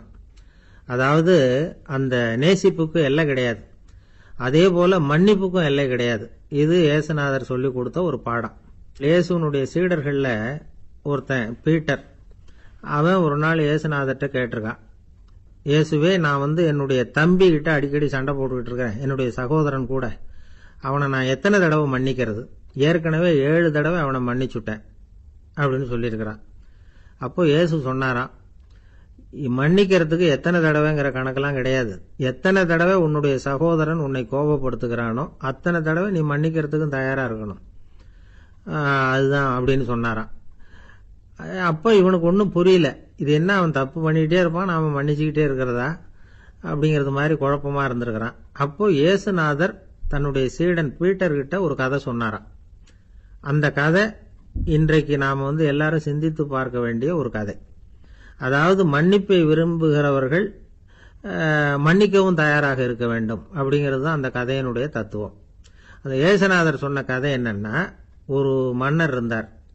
அவர் ஒரு நாள் அரண்மனையில் உட்காந்து கணக்கு வழக்குகள்லாம் பார்த்துக்கிட்டு இருந்தார். நம்ம அரண்மனையிலிருந்து யார் யார் அரசாங்க கடன் வாங்கியிருக்கிறாங்க, யார் யார் திருப்பி செலுத்தி இருக்கிறாங்க அப்படிங்கிற விவரத்தையெல்லாம் பார்த்துக்கிட்டு இருந்தார். அப்போதான் புரிஞ்சுது, அந்த அரண்மனையில் வேலை செய்யற ஒருத்தனே அரசாங்க கடன் வாங்கியிருக்கிறான். எவ்வளவு? 10,000 பொற்காசுகள் வாங்கியிருக்கான் கடன். இந்த 10,000 பொற்காசுகளை திருப்பி செலுத்தல அரசாங்கத்துக்கு. இது மன்னர் கவனத்துக்கு வந்தது. உடனே நம்ம அரண்மனையில் இருக்கிறவனே அரசு கடன் வாங்கி திருப்பி செலுத்தாம இருக்கான், அவனை கூப்பிட்டு வாங்கன்னு சொல்லி கூப்பிட்டுட்டு வந்தாங்களாம். விசாரிச்சிருக்கிறாங்க, என்னப்பா நீ எவ்வளவு ஒன்று? ஆமாங்க, 10,000 பொற்காசுகள் வாங்கியிருக்கிறேன், இன்னும் திருப்பி கட்டலைன்னு இருக்கான். உடனே அவர் மன்னர் சொல்லியிருக்கிறாரு, நம்ம சட்டத்திட்டப்படி நீ உடனே பணத்தை திருப்பி கட்டிடு. அப்படி உன்னால கட்ட முடியலன்னா உன்னுடைய வீடு, வாசல், சொத்து, சுகம் எல்லாத்தையும் வித்து அந்த பணத்தை அரசு கருவூலத்துல சேர்த்துக்கிறதுக்கு நானே ஏற்பாடு பண்ணிடுறேன் அப்படின்னு அந்த மன்னர் சொன்னாராம். இவன் அப்படியே அதிர்ச்சி ஆயிட்டான், அப்படியே பொத்துன்னு காலில் விழுந்தானா. மன்னா, என்ன மன்னிச்சுங்க, என்னால முடியல, எனக்கு மன்னிப்பு கொடுங்க அப்படின்னு இருக்கான்.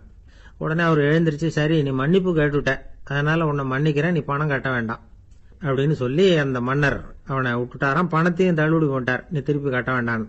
இவனுக்கு ரொம்ப மகிழ்ச்சி, அதனால ரொம்ப உல்லாசமா வந்துகிட்டு இருக்கிறான். தெருவில் வந்துகிட்டு இருக்கிறப்ப இவங்கிட்ட கடன் வாங்கின ஒருத்தன் எதுக்கு வந்துகிட்டு இருக்கான். அவன் இவங்கிட்ட ஒரு 100 பொற்காசுகள் கடன் வாங்கியிருக்கான். அவன் வந்தான், இவன் போய் அவன் சாட்டையா பிடிச்சிக்கிட்டான், நீ எப்படா என் கடனை திருப்பி கொடுக்க போறேன்னு.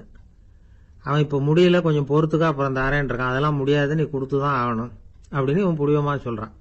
இப்ப நிலைமையை பாருங்க, இவன் ஏற்கனவே 10,000 பொற்காசுகள் அரசாங்கத்துல கடன் வாங்கினா அதுக்கு மன்னிச்சு விட்டுட்டார் இவனை. ஆனா இவன் இன்னொருத்தனை மன்னிக்கிறதுக்கு தயாரா இல்ல. இவங்கிட்ட கடன் வாங்கின இன்னொருத்தன் 10 பொற்காசுகள், அவனை மன்னிக்க தயாரா இல்ல. அவனை கொண்டு போய் நீதிமன்றத்துல கொண்டு போய் நிறுத்தி தண்டனை வாங்கி கொடுத்துட்டான். நீதிபதி என்ன சொன்னாரு, அந்த இவன் வாங்கின பொற்காசுகளை திருப்பி கட்டுற வரைக்கும் ஜெயிலில் இருக்கணுங்கிறது தீர்ப்பு. ஆனா உடனே அரசர் காதுல வந்து விழுந்தது. சொல்லிட்டாங்க, உங்ககிட்ட மன்னிப்பு வாங்கிட்டு போனானே ஒருத்தன், அவன் இன்னொருத்தனை மன்னிக்கிறதுக்கு தயாரா இல்ல, அவனை கொண்டு போய் ஜெயிலில் அடைச்சுட்டான் அப்படின்னு. உடனே மன்னர் பார்த்தார், இவனை மறுபடியும் கூப்பிட்டு வர சொன்னார். தபாரப்பா, நான் உன்னை மன்னிச்சு விட்டேன், ஆனா நீ இன்னொருத்தனை மன்னிக்கிறதுக்கு தயாரா இல்ல, அதனால என்னுடைய தீர்ப்பையும் மாத்துறேன், நீயும் அரசு கடன் தீர்ற வரைக்கும் ஜெயில தான் இருக்கணும் அப்படின்னு சொல்லி ஜெயிலுக்கு அனுப்பிச்சுட்டாராம். இப்படி ஒரு கதையை இயேசுநாதர் தன்னுடைய சீடருக்கு சொன்னதாக ஒரு வரலாறு. அது என்ன, அதுல இருந்து நாம புரிந்து கொள்ள வேண்டியதுன்னா, நாம மன்னிக்கப்படணும்னு நாம விரும்புறோம்னா நாம இன்னொருத்தரை மன்னிக்கிறதுக்கு தயாரா இருக்கணும். அதனால நாம இன்னொருத்தரை யாரையும் மன்னிக்க மாட்டோம், ஆனா என்ன இன்னொருத்தர் மன்னிக்கணும் அப்படிங்கறது மாதிரி செய்யக்கூடாதுன்னு சொல்லுவாங்க. அது மாதிரி நாம இப்ப இது தப்பா புரிஞ்சுக்கிறவங்களும் இருக்கிறாங்க. பாவம் மன்னிப்புங்கிறதுலாம் எதுக்குன்னா, அதாவது மறுபடியும் பாவம் செய்யாம இருக்கிறதுக்காக தான். அதான் மன்னிக்கிறாரே அப்படிங்கிறதுக்காக மறுபடியும் பாவம் பண்ணிட்டு இருக்கிறது இல்லை.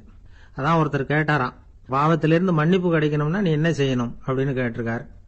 அதுக்கு அவன் சொல்லியிருக்கிறான், நான் முதல்ல பாவம் செய்யணும், அப்பதானே மன்னிப்பு கிடைக்கும் அப்படின்னு நானா. இப்படிப்பட்டவர்கள் தான் இன்னைக்கு உலகத்துல அதிகமா இருக்கிறாங்க. அதனால இந்த மன்னிப்பின் மகத்துவம்ங்கிறது இயேசுநாதர்ட்ட இருந்து தான் நாம புரிஞ்சுக்கணும். அந்த இயேசு சொன்ன அந்த மன்னிக்கிற மனோபாவம் இருந்தால் இன்னைக்கு உலகம் பூராவும் அமைதி பூங்காவாக இருக்கும். அதுல ஒன்றும் ஆச்சரியமே இல்லை, அதுல ஒன்றும் சந்தேகமும் இல்லை. அதனால மன்னிக்கிற மனோபாவத்தை நாம எல்லாரும் நமக்குள்ளே வளர்த்து கொள்ள வேண்டும் அப்படிங்கிறது தான் நாம இன்றைக்கு எல்லோரும் சிந்தித்து பார்க்க வேண்டிய ஒரு செய்தி. ஒருத்தர் அவசரமா போய்கிட்டு இருந்தார். எங்க போயிட்டு இருக்கீங்க அப்படின்னு கேட்டார் ஒரு பெரியவர். கடைக்கு போறேன் சார், சாமான் வாங்கறதுக்கு அப்படின்னார். அங்க போறதுக்கு முன்னாடி தெரிஞ்சுக்க வேண்டியதெல்லாம் தெரிஞ்சுக்கிட்டீங்களா அப்படின்னு கேட்டார் பெரியவர். கடைக்கு போய் காசை கொடுத்து ஒரு பொருளை வாங்கிட்டு வரப்போறோம், இதுல தெரிஞ்சுக்க வேண்டியது என்ன இருக்குது அப்படின்னார் அலட்சியமா. இப்ப அந்த பெரியவர் பேச ஆரம்பிச்சார். இந்த உலகத்துல எந்த ஒரு செயல்ல இறங்குறப்பவும் நாம நல்லா ஆலோசனை பண்ண வேண்டிய விஷயம் 5 அப்படின்னார். உதாரணமா, ஒருத்தன் கடைக்கு போய் ஏதோ ஒரு பொருளை வாங்கிட்டு வர போறான்னு வச்சுக்கங்களேன். அப்ப கூட அவன் 5 விஷயங்களை பத்தி தெரிஞ்சுக்க வேண்டியிருக்குது அப்படிங்கிறார் அவர். முதல்ல அந்த பொருள் எப்படிப்பட்டது அப்படிங்கறத தெரிஞ்சுக்கணும். 2வதா தன்னை பத்தியும் தெரிஞ்சுக்கணும். அப்பதான் அந்த பொருள் தனக்கு தேவையா இல்லையா அப்படிங்கறத புரிஞ்சுக்க முடியும். 3வதா தெரிஞ்சுக்க வேண்டியது ஒண்ணு இருக்கு. அது என்னன்னா, அந்த பொருளை அடையறதுக்கு வழி என்ன அப்படிங்கறத தெரிஞ்சுக்கணும். அதாவது எவ்வளவு பணம் கொடுத்தா அது கிடைக்கும், இது மாதிரியான விஷயங்கள். 4வதா அந்த பொருளை அடையறது மூலமா நாம அடையக்கூடிய பயன் என்ன அப்படிங்கறதையும் உணரணும். 5வது அந்த பொருளை அடையறதுல இருக்கக்கூடிய தடை எது அப்படிங்கறதையும் நாம தெரிஞ்சுக்கணும். பெரியவர் பேசுறது ஏதோ தத்துவம் மாதிரி தெரியுது இல்லையா? தத்துவம் தான். அதாவது இப்படி உலகியல் வாழ்க்கையில சின்ன சின்ன விஷயங்கள்லயே நாம 5 விஷயங்களை தெரிஞ்சுக்க வேண்டி இருக்குது. அது ரொம்ப அவசியமா இருக்கு. பேரின்ப நிலைன்னு சொல்றாங்கல்ல, அது மாதிரி பெரிய சமாச்சாரங்கள்லயும் இந்த 5 விஷயங்களை நாம தெரிஞ்சுக்க வேண்டி இருக்குது. அதுக்கு பேர் என்னன்னா அர்த்த பஞ்சகம். வைணவ சமயத்துல அர்த்த பஞ்சகம்ங்கிறது ரொம்ப பெரிய விஷயம். கடைக்கு போறது மாதிரி கடவுளை பார்க்க போறப்போ நாம 5 விஷயங்களை தெரிஞ்சுக்கணுமா.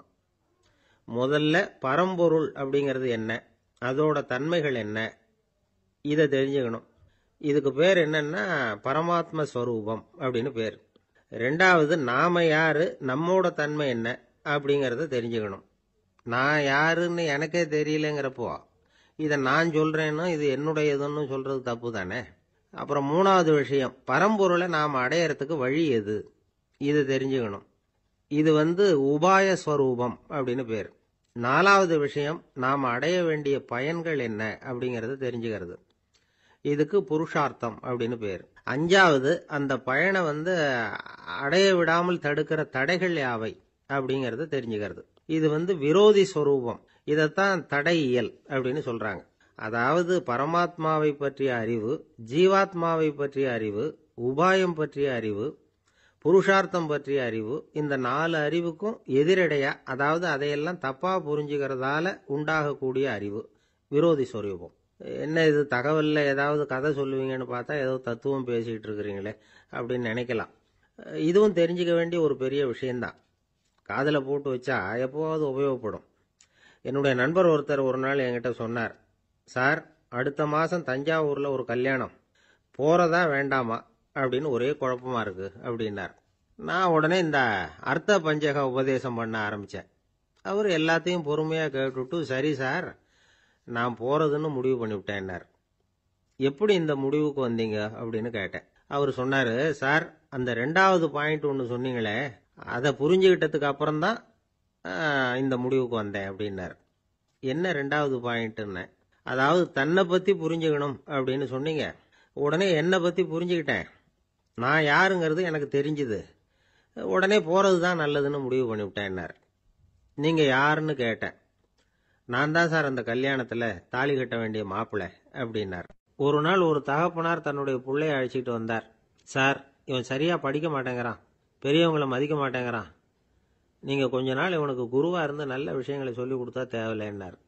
பெரியவங்களையும் மதிக்காதவன் எப்படி என்ன மதிக்க போகிறான் அப்படிங்கிறது நமக்கு யோசனை வரும் இல்லையா? வேணாங்க, என்னை விட்டுருங்க அப்படின்னோம். அவர் விட மாட்டேன்னு விட்டார். இல்லைன்னா அவரே சிஷ்யன் ஆகிடுவார் போல இருந்தது. சரி, வேற வழி இல்லாமல் அந்த பையனையே என்னுடைய சீடனை ஏற்றுக்கிட்டு உபதேசம்லாம் பண்ண ஆரம்பித்தோம்.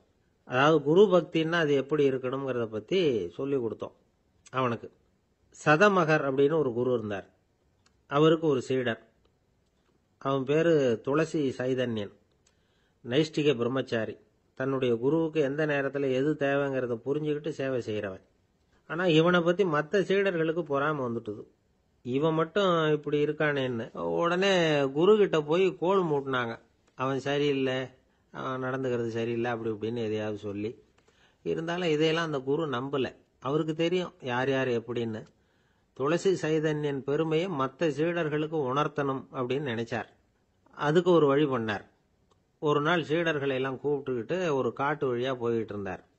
அங்க ஒரு பெரிய மலை அருவி கொட்டிக்கிட்டு இருந்தது. குரு சீடர்கள் பக்கம் திரும்பினார். இந்த மலையின் மேலே இருந்து அந்த படுபாதாளத்தில் குதிக்கிறதுக்கு உங்கள யார் தயார் அப்படின்னு கேட்டார். ஒரு சீடனும் வாயை திறக்கல, ஒதுங்கி நின்றுக்கிட்டாங்க. பின்னாடி மூட்டை முடிச்சோட வந்துகிட்டு இருந்தான் துளசி சைதன்யன். அவனை பார்த்தார். தபாருப்பா, நீ மேலே இருந்து அந்த அருவியில குதி அப்படின்னார். அப்படியே செய்கிறேன் சுவாமின்னா ஓடி போய் பொத்துன்னு குதிச்சுட்டான்.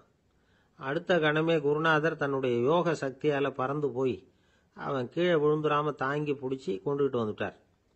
மற்ற சீடர்களுக்கெல்லாம் ஒரு மாதிரி ஆயிட்டுது. அடுத்தபடியாக என்ன பண்ணலாம்னு யோசிச்சாங்க இவனை மாட்டி விடுறதுக்கு. ஒரு நாள் வெத்தலை அடிக்கிற ஒரு சின்ன உரலையும் உலக்கையையும் எடுத்து ஒளிய வச்சுட்டாங்க. சதமகர் சன்னியாசி இல்லை, அவர் வெத்தலை போடுவார்.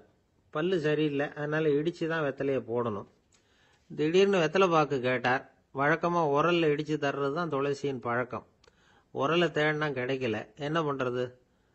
குரு கேட்டுவிட்டார, குரு சேவை தானே முக்கியம். என்ன பண்ணா, வெத்தலை பாக்க தன்னுடைய வாயில் போட்டு முன்னும் அதை எடுத்து அவர்கிட்ட கொடுத்துட்டான். குரு எதையோ படிச்சுக்கிட்டே அதை வாங்கி வாயில் போட்டுக்கிட்டார். துளசி, இன்னைக்கு தாம்பூலம் நல்லா இடிக்கப்பட்டிருக்கு, ருசியாக வேற இருக்கு, அதை இடித்த பாத்திரத்தை என் கண்ணால் பார்க்கணும்னு ஆசையாக இருக்குன்னு விட்டார். அதை மட்டும் அனுப்பி போய் நீ வர வேண்டான்னு வேற சொல்லிவிட்டார். இதை கேட்டதும் துளசி தவிச்சு போயிட்டான். இவன் போகாம எப்படி வாயை மட்டும் அனுப்பி வைக்க முடியும்?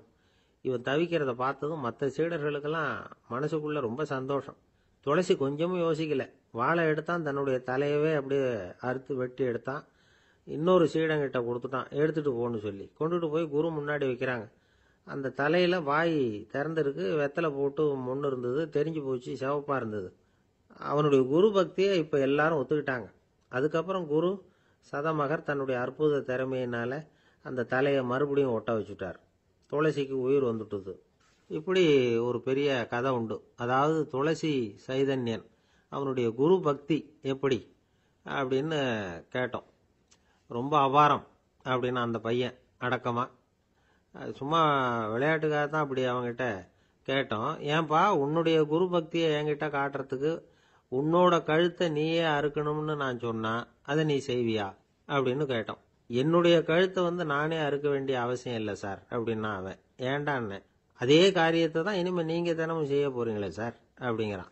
ஒருத்தர் சிகரெட்டும் கையுமா வந்தார். சார், இந்த புகைப்பிடிக்கிற பழக்கத்தை நிறுத்தி போடணும்னு தான் பாக்குற முடியலன்னார். புகைப்பிடிக்கிறத நிறுத்துறது ரொம்ப சுலபம் சார் அப்படின்னார் இன்னொருத்தர். எப்படி சொல்றீங்கன்னு கேட்டார் அவரு. நான் கூட ஏற்கனவே 10 தடவை அந்த பழக்கத்தை நிறுத்தி இருக்கிறேன் சார் அப்படின்னார் இவர். இதுல இருந்து என்ன தெரியுது? புகைப்பழக்கத்தை திடீர்னு விட்டு விடுறதுங்கிறது ரொம்ப கஷ்டம்னு தெரியுது. இருந்தாலும் இது சம்பந்தமான ஆராய்ச்சி, அனுபவம் இது ரெண்டையும் அடிப்படையா வச்சு சில வழிமுறைகளை சொல்றாங்க. அதாவது புகைப்பிடிக்கிறத நிறுத்துறதுக்கு 10 வழிகள் உண்டு அப்படின்னு சொல்றாங்க. அது என்னங்கறத தெரிஞ்சுக்கிட்டா உபயோகப்படுதான்னு பார்க்கலாமே. முதல் கருத்து என்னன்னா, கொஞ்ச நாளைக்கு புகைப்பிடிக்கிற நண்பர்களை விட்டு விலகி இருக்கணும். இதனால புகைப்பிடிக்கிற ஆசை குறையும். அந்த பழக்கத்தை மறுபடியும் ஆரம்பிக்கப்படாதுங்கிற எண்ணம் உறுதிப்படும்.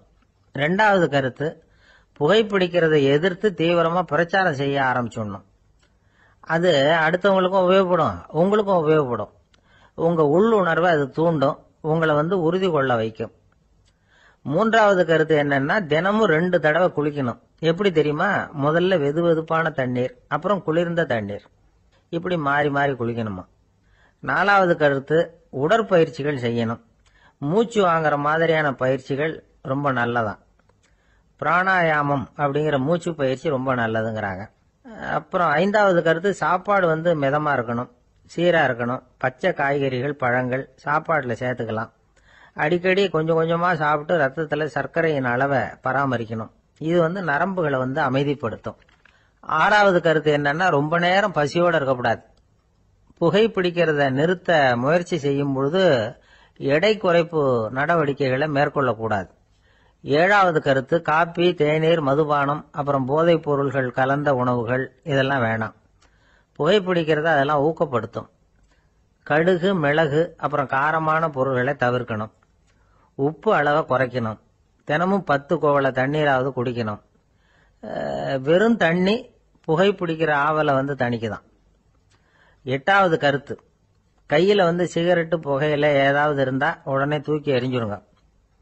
அது கையில் இருக்கிற வரைக்கும் புகைப்பிடிக்கிற ஆசை வந்துகிட்டே இருக்கும். 9வது கருத்து என்னன்னா, இறை நம்பிக்கை உள்ளவங்க புகைப்பிடிக்கிற எண்ணம் வர்றப்போவெல்லாம் பிரார்த்தனை செய்ய ஆரம்பிச்சுடலாம்.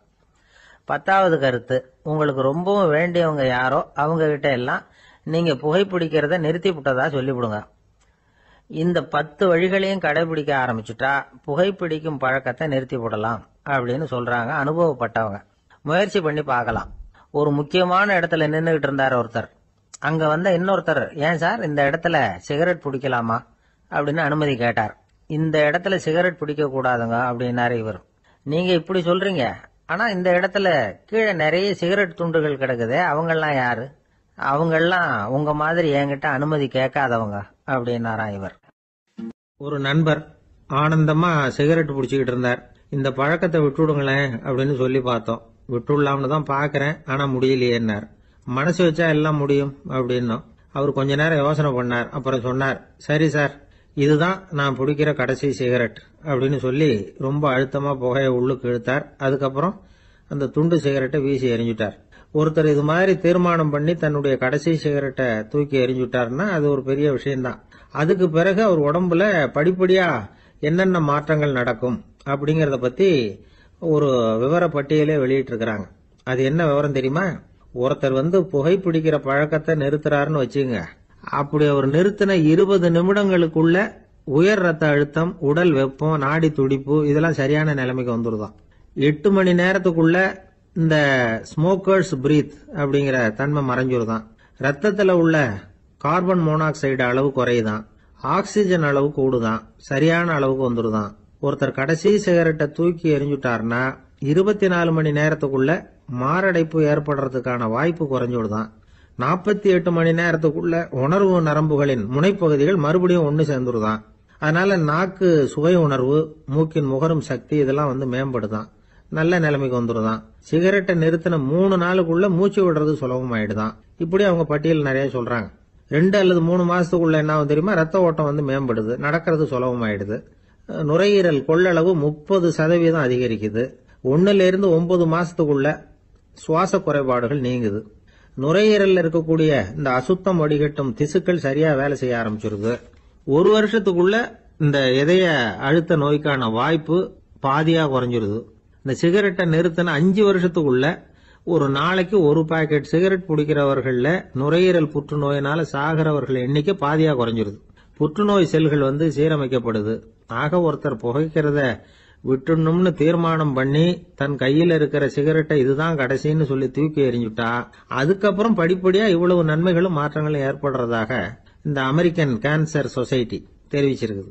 அதனால புகைப்பழக்கம் உள்ளவங்க இதெல்லாம் கொஞ்சம் யோசிச்சு பார்த்து அந்த பழக்கத்தை விட்டு விடுறது ரொம்ப நல்லது. ஆனா அதையெல்லாம் நாம சொன்னா யாரு கேட்கறாங்க? என்னுடைய நண்பர் ஒருத்தர் புகைப்பழக்கம் உள்ளவர், அவர் என்கிட்ட சொன்னார், சார், சிகரெட் பிடிக்கிற பழக்கத்தை விட்டு விடுறது என்னை பொறுத்த வரைக்கும் ஒன்றும் பெரிய கஷ்டமான செயல் இல்லை, அது ரொம்ப சுலபம் அப்படின்னார். எப்படி சொல்றீங்கன்னு கேட்டேன். நான் ஏற்கனவே 20 தடவை அந்த பழக்கத்தை விட்டுருக்கேன் சார் அப்படின்னு. உலகத்துல எது எதுக்கும் ஆராய்ச்சி கூடங்கள் இருக்குது இல்ல, அது மாதிரி தூக்கத்தை பத்தி ஆராய்ச்சி பண்றதுக்கு ஒரு ஆராய்ச்சி கூடம் இருக்குது. அப்படி ஆராய்ச்சி பண்ணணும்னா அதுக்கு மூழ்கிட்டு இருக்கணும்ல. அதனாலதான் அந்த ஆராய்ச்சி கூடம் இங்கே இல்லை.